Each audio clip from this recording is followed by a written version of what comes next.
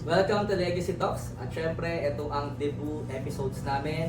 At before namin sabihin yung mga surpresang bisita namin, syempre, pakikilala ko muna ang aking mga segment host here at Legacy Talks. Okay, hindi ko na patatagalin pa. Syempre, introduce yourself, Ma'am Sheena. Hi guys, my name is Sheena Sinsin. So I'm a host and an all-around model. So, Sheena, Chinese ka ba?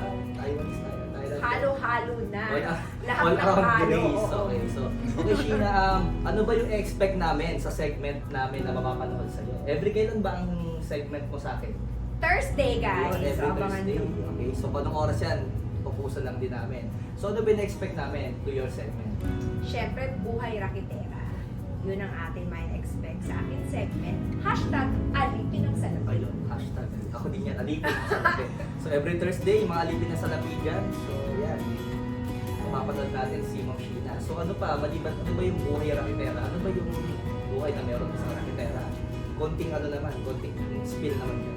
Actually, kasi di ba, buhay rakitera. So, sabi ko all around model ako kasi lahat pinasok ko na. From commercial, from events, kung ano pa dyan, di ba? Go lang ng go.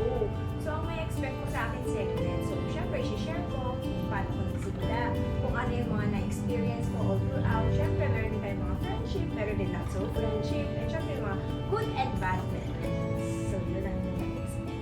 So, expect the friends and frenemies, no? So, marami pala, no? So, ayan, so, buhay raketera, yung mga raketero at raketera dyan. So, alam niyo yung mga kapares nyo ng buhay dito sa segment na to, no? So, palag mo naman yung social media mo so they can follow you. Yan. So guys, pwede mo mag-follow sa aking Facebook and Instagram account. So, Sheena Sinsin.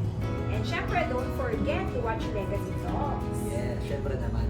Syempre ba, mapanood niyo po kami sa Legacy Talk and of course sa Pinoy Action News daily, pati na rin sa page na to.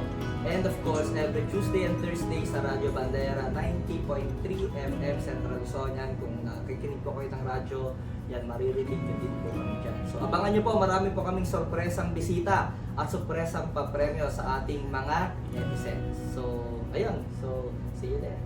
See you guys! Maraming may pasabog!